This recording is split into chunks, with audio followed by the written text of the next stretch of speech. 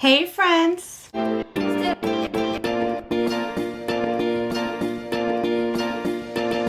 My name is Desiree, aka Mama Friendly, and I do all sorts of videos on my channel. Cooking videos, vlogs, hauls, all sorts of Disney themed content, a little bit of everything. So if any of that sounds like fun to you, I hope you'll subscribe and join me on my YouTube adventure.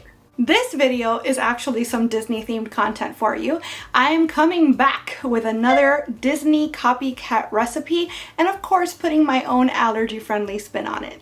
I did a whole series of these last year and I've got I think over 20 if not over 30 maybe recipes so far on my channel where I've taken Disney resort recipes either from the parks themselves or from resorts around the world, and I've recreated them in my home but also used ingredients that fit my gluten, dairy, and soy-free lifestyle. So if you want to see all the recipes I've done so far, make sure you check out this playlist up here, and I'm also going to have it linked down below in the description box. For this video, I wanted to recreate a recipe that you can find at the Disney World resorts. And the resort that I'm covering specifically today is the Coronado Springs Resort. The restaurant is the Rix Sports Bar. We actually recently stayed at Coronado Springs. I didn't get to taste this myself because, you know, allergies. But if you'd like to see the vlog from that trip, I'll go ahead and post that up here in the corner and I'll put it in the description box too. Now the thing about this dish that I'm preparing from the Rix Sports Bar is that it's a classic chicken and waffles, right?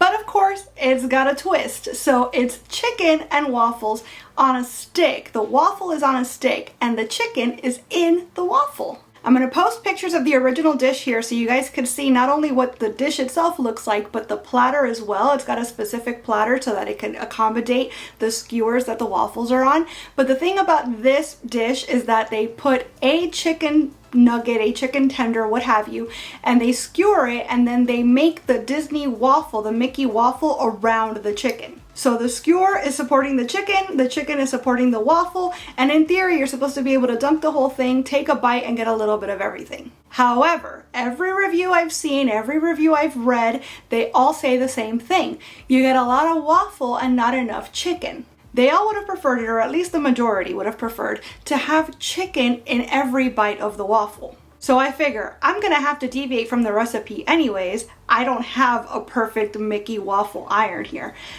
So let me see what I can do to maybe accommodate that gripe, right? I'm gonna make one that's got the chicken just as it has in the restaurant, the one piece of chicken with the waffle surrounding it, and I'll make another that's got bits of chicken throughout and see which one I like best. And speaking of adapting the recipe, I am using a brand new to me waffle recipe with buckwheat in it. Now don't get scared, just because it says wheat in the name does not mean it has gluten in it, trust me. Whatever happens, it's going to be a fun little experiment, and if nothing else, hopefully we at least come away with a yummy waffle recipe.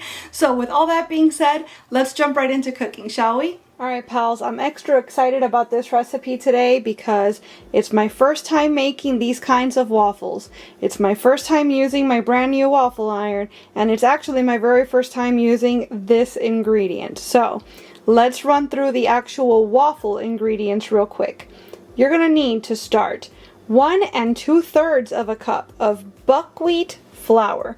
Now, in spite of the fact that the word wheat is in the name, buckwheat is actually a naturally gluten-free grain. So this is still a gluten-free recipe. Apparently it's a good source of fiber, but I've never used this before. I've almost certainly eaten stuff with this in it before because I do eat like frozen waffles and like cereals and cake mixes, etc. that are gluten-free and pre-packaged. I maybe just never noticed, but this will be my first time intentionally eating buckwheat and certainly my first time using it as an ingredient. So again, you need 1 2/3 cup of flour. If you have actual raw buckwheat that you're planning to grind yourself, first off, props to you, I could never. But secondly, you're gonna need 1.5 cups of those raw buckwheat groats, they're called, in order to make up your 1 2/3 cup of flour. Next, we're gonna need 3 tablespoons of sugar. You could use coconut sugar if you wanna keep it paleo, but I'm just gonna use the regular white stuff. 2 teaspoons of baking powder and 1 teaspoon of baking soda. 1/4 teaspoon of salt. You could add 1/4 teaspoon of cinnamon as well, but considering the application that I'm using these waffles for today, I'm going to leave the cinnamon out. 1.5 cups of almond milk. I'm using my handy dandy Nut Pods creamer here. This is what I use for all things cooking and baking. It's my favorite flavor and texture of any non-dairy milk I've found out there, period. Mine is not room temperature, but that's because I am not going to be using coconut oil. I'm going to be using avocado oil. If you're using coconut oil, then you want to make sure both your milk and your egg are room temperature. Otherwise, when they come in contact with the coconut oil is going to seize up and get firm, and that's going to leave little clumps in your waffles. You don't want that.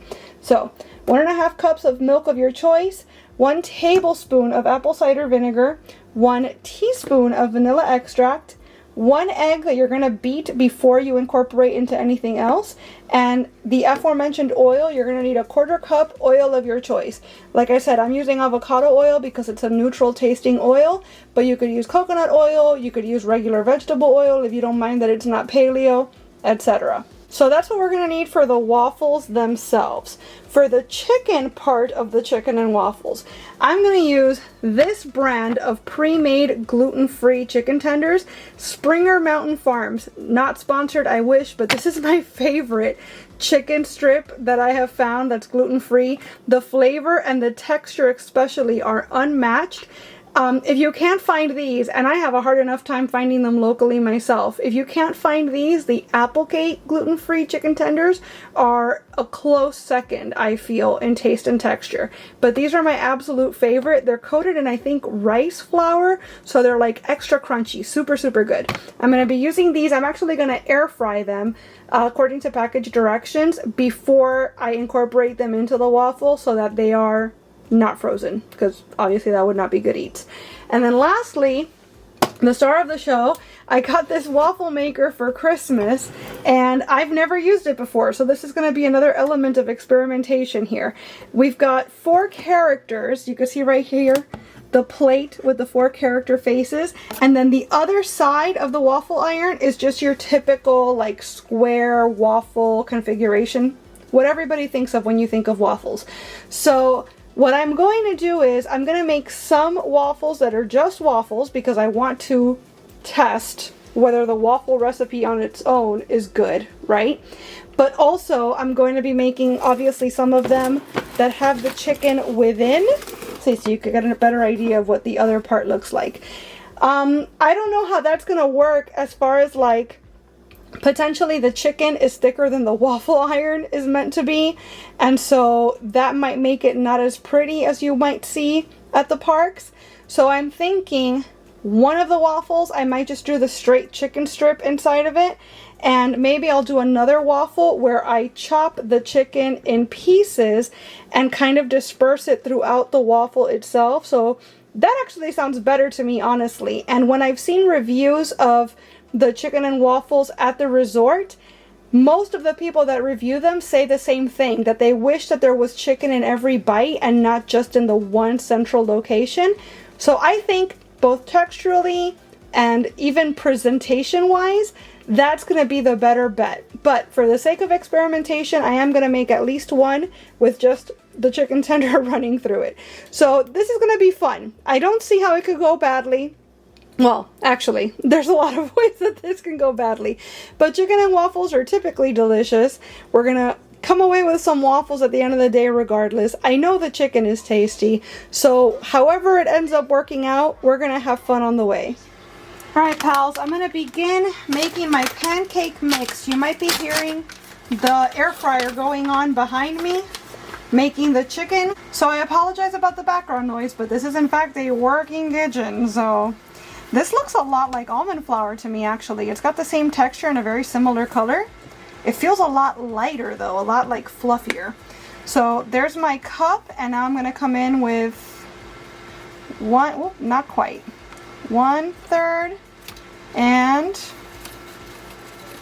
2/3. So we're taking a very big bowl here, and we're gonna put all of our dry ingredients and combine them first. And then specifically in a glass measuring cup, for some reason the recipe insists, in a glass measuring cup we're going to do our wet ingredients, and once our wet ingredients are ready, we're going to combine them with our dry. So there went our flour. Next we're going to add in our sugar, so we need 3 tablespoons of that. 1, 2, and 3. That's interesting because typically when you're baking or cooking, sugar is counted as a wet ingredient and not dry, but there you go. And now here comes 1 and 2 teaspoons of baking powder, and that's going to be followed by 1 teaspoon of baking soda. I'm trying to put things away as I'm done using them so that cleanup won't be such a disaster later. Okay, lastly, I'm going to put my salt in here, and if you were using cinnamon, now would be the time. Let's just very quickly incorporate all of that. And I'm going to set it aside to work on my liquid ingredients next. Well, first things first, I'm going to go ahead and put in my egg, and I'm going to beat it up so that it's ready to go. Okay, there's my ½ cup of milk, and I'm going to come in now with my whole cup of milk, because remember we need 1½ cups. Bloop. Kiddo has entered with his iPad blasting. What can I say, guys? Working kitchen, right? Here comes our tablespoon of apple cider vinegar. That's going to give this almost like a buttermilk quality, which is interesting. Boop. And lastly, my vanilla extract, which is meant to be a teaspoon, but we're going to do 1 big glug like that. And we're going to give that a little mix, get everything incorporated there. And you might notice that we've not put the oil in anywhere. For some reason, they don't want us putting it into the liquid ingredients. They want us to combine this. Now we're going to come in and mix this into, whoops, our dry stuff. But before we incorporate everything, now we're meant to add our oil. I don't know what that's about. I usually would probably ignore that, but considering I think this might be my very first time making waffles from scratch, I'm going to go ahead and follow the method precisely, just in case it really is that important to go in that order. So we needed 1/4 cup of oil, and there we are with that. Okay, we're going to stir to evenly combine. Honestly, all I'm smelling right now is the apple cider vinegar. So hopefully that's not the dominant flavor here. There's a lot going on, so I'm thinking probably not. But for right now, that's genuinely all I'm getting. The waffle mix is not the prettiest color. I'm also not going to front about that. The buckwheat is taken on sort of a brown sludge situation.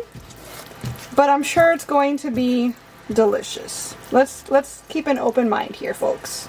I don't want to overmix because even though the recipe doesn't really speak against it, the waffle maker instructions do say that it's preferable to undermix rather than overmix when you're making a waffle batter.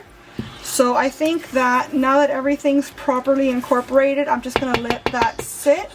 I'm going to set this aside, and I'm going to set up my waffle iron here and let it start preheating while we wait for our chicken to be ready. Is this not the most intensely beautiful thing you've ever seen? Look at the color on this. This is just so beautiful. I wish I had the counter space to just leave this out on display all the time, because this might be the prettiest appliance I own. I think I might have gotten lucky, and my mom might have bought me the very, very last one that was listed on Amazon. But in case I'm wrong, I'll find the listing and place it down below in the description box. So hopefully with some luck, you'll be able to get one of these for yourself. I have it plugged in. It is turned on, and I'm going to spray it with some avocado oil spray. So you can use Pam, you can use butter, you can wipe it down with like vegetable oil, whatever you need to do, but just spray some non-stick stuff on your waffle iron. I'm going to close it, and I'm going to give it 3 to 5 minutes to come up to temperature. Just wanted to give you guys a peek. I always recommend, whenever you're doing any sort of gluten-free cooking or baking, to let the dough or batter rest for a while, even if the recipe doesn't tell you to, because a lot of time you need to let the flour absorb the liquid around it if you want to get the best possible texture and like outcome basically for your recipe. But while I'm letting it sit, I'm noticing all these little bubbles popping up, and I'm willing to bet that that is the baking powder and baking soda reacting with the apple cider vinegar. So that's going to help give the waffle some lift, and it's going to make for some extra fluffy insides with some extra crunchy outsides, and I'm very excited for that. because typically when you're doing gluten-free anything, the biggest giveaway that it's not quote-unquote regular stuff is the texture.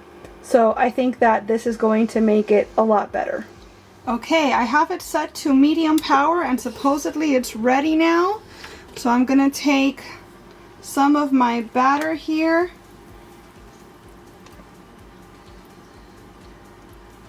And we're just gonna plop it down into our mold. I wanna spread it out a little bit to get some good coverage. I guess let's go ahead and make all 4.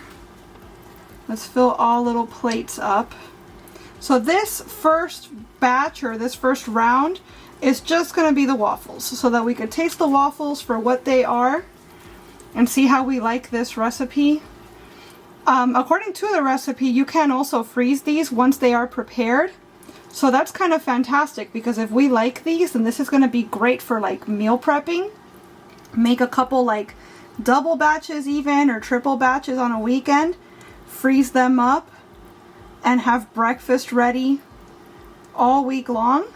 I might have overfilled this, to be honest, but let's just give it a shot and see what happens. I'm going to close this up, and it says that the cook time should be between 3 and 6 minutes. So I'm going to give it about 4.5 minutes, and then I'm going to check on them and see how they're doing.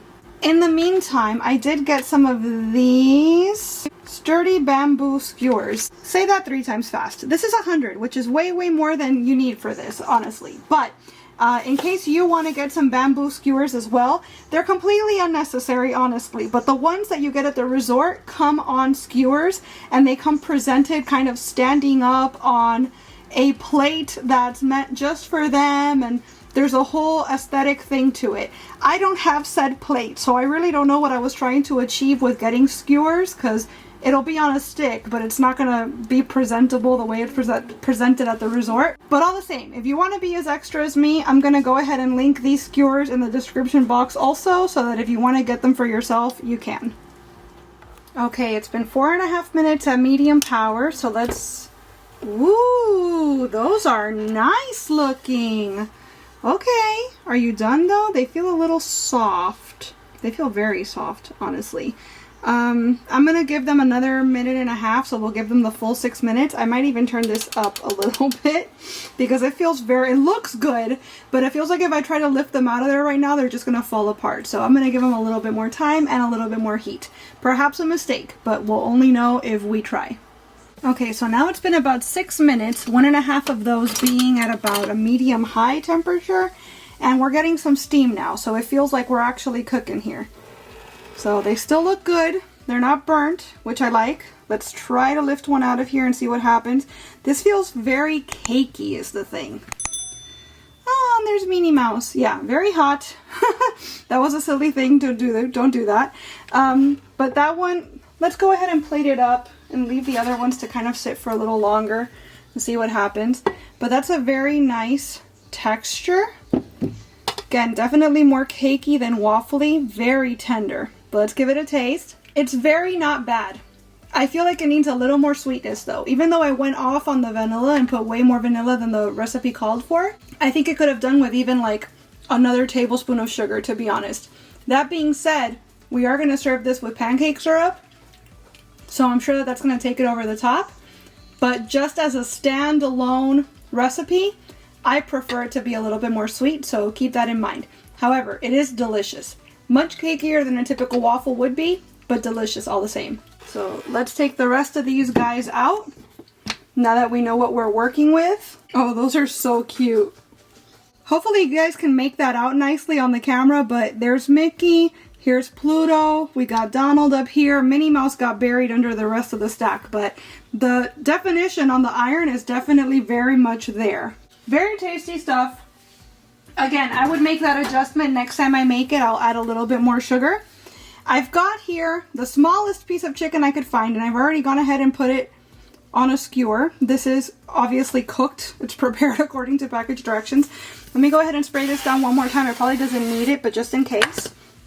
So I'm going to put that right there, and then I got a very flat but much bigger piece of chicken here. And this I'm going to actually just break up into pieces, and I'm going to put that down just all over. I feel like, honestly, this is not going to work out very well. Just based on what we've seen of the texture of the waffles themselves, they're very soft and cakey. I don't think they're sturdy enough to hold the chicken. This one has a much bigger chance than all this loose chicken. As a matter of fact, that might be too much chicken. Let me not overload the situation here. So I'm just going to put a little bit of chicken, and we'll leave the other ones plain to eat with our chicken in case this doesn't work out. I'm going to go ahead and put a skewer in here anyways, just to see what happens. Let's see if it'll stay on the skewer at all. But we'll cover that up with more batter. Again, I don't have high hopes for this, but we've been having fun all the same, experimenting. We're coming away with a waffle recipe that we didn't have before. And we can definitely say we gave it a try. At the end of the day, regardless, we definitely have chicken. We definitely have Disney themed waffles. And I'm going to call that a win, regardless of the outcome of this whole skewer situation. So actually, this one probably needs a little more. I feel like I overloaded the receptacles here for sure this time. But I've already committed, so let's just go with it. And spread it out. Oh yeah, I for sure overloaded this. Uh-oh. That's fine. This is going to be at a higher temperature now. So we'll give it the full 6 minutes. And we'll just see what we come away with at the end of that. We're having fun, right guys? That's the important thing. Alrighty, it's now been 6 minutes since we put our chicken waffles in. Very nice. They did overflow some, but we'll just cut the edges off to make them prettier. So that's no big deal. Boop. Okay, so first things first, this is going to be our just one solid piece of chicken on a skewer. I'm going to pick it up by the skewer, which might be a mistake, but we're going to roll with it. Let's separate it from its friends there. Very nice. And then this is our, yeah, so that one that doesn't have the chicken to hold on to, the skewer is not going to be structurally sound there. So we're going to go ahead and lift it up with our spatula. They feel so nice though. I think that that's definitely going to be the thing. It's going to have to be about medium high-ish here for 6 minutes for me in my waffle iron. Unfortunately, every waffle iron is going to be a little bit different, so you got to kind of mess around and see what works for you and yours. These look fantastic. They feel really good. And look at that. Whoa, he almost slid right off. Look at that Donald Duck. So perfect. I'm going to let all those waffles cool down. I've got one more probably. Whoop. Yum. Left right here to make. So let's go ahead and make him. And I'll plate up my chicken and waffles so that we can try them out and see how they turned out. So I will say that the other side, the imprinted side of the chicken skewers, are nowhere near as pretty as the tops, unfortunately. This is the not structurally sound one, so I'll just flip it over so you can see. As a matter of fact, I'm just going to get rid of this because it's really not doing anything right now. I'm going to go ahead and throw some pancake syrup on these guys. Obviously, this is to your taste, whatever you like. If you like it sweeter, go for it. If you want just a little touch, then by all means. So first things first, even though I might not eat it this way, let's go ahead and pick up that chicken skewer. Yeah, and I mean, it's turning, it wants to turn, but the skewer's definitely holding the chicken and the waffle in place. So from a structural perspective, I'm gonna give that a passing grade. Is it an A+ necessarily? Not really, but I'll give that a pass. So we have our waffle here that's got the chicken just kind of smattered throughout. I think honestly this is going to be, even though it's not the prettiest version, I think it's going to be the tastiest version because it's going to be the one that's got chicken in every bite, or in most bites anyway. That's it right there. The addition of the syrup, you don't even miss that extra tablespoon of sugar that I was talking about earlier. So honestly, if you make this recipe, try it out both ways, see what you think. Maybe make the batter with the 3 tablespoons of sugar, put half of them to cook, and then add another little like half tablespoon or something and finish the batch that way and see which version you like better. But really with the syrup, I don't think you need any more sweetness than that for the waffles themselves. And now this, I'm basically essentially just tasting waffle because the chicken is all kind of centralized here. And you can see they are still very cakey, so you're not going to get exactly a waffle texture, but they are delicious. Yeah, for sure the syrup makes it. There's no sense in adding too much more sweetness to the batter itself if you are going to use syrup, because it ends up balancing it out really nicely. Let's do something a little crazy. Let's take off this excess waffle and just leave the chicken and its surrounding batter here and have a bite. Guys, I'll tell you, you're not going to trick somebody into thinking that you got these straight from the resort by a long shot. But that is tasty. That's really, really good. So, all in all, was it an exact dupe? Not quite. But it's very satisfying. It's super delicious. I'm still having a little bit of Disney right here in my kitchen, and I'm going to call all of that all together a win. Alright friends, there you have it. There's my spin on Disney's Chicken and Waffles. Now, I really enjoyed it. I did like the chicken throughout better than I liked just the one piece of chicken, although the structural integrity was undeniable. And that one, I see why they chose to do it that way in the restaurant. But it was definitely tasty, and whether you like your chicken in your waffle or next to your waffle, it was a fantastic meal that I look forward to repeating. And how cute was the waffle iron, right? Adorable. I have a couple other ideas up my sleeve for treats around the parks that I want to try to recreate for the channel this year. But if there's something specific that you'd like to see me put an allergy-friendly twist on, let me know what it is in the comments and I will do my best to accommodate. And as always, I want to thank you all so much for being here and watching this video. I really hope you enjoyed it, and if you did, I hope you'll please give it a big thumbs up. I'd also love it if you would subscribe and click that notification bell because I post at least 3 times a week and I wouldn't want you to miss a minute. Thanks so much again for watching. See you real soon.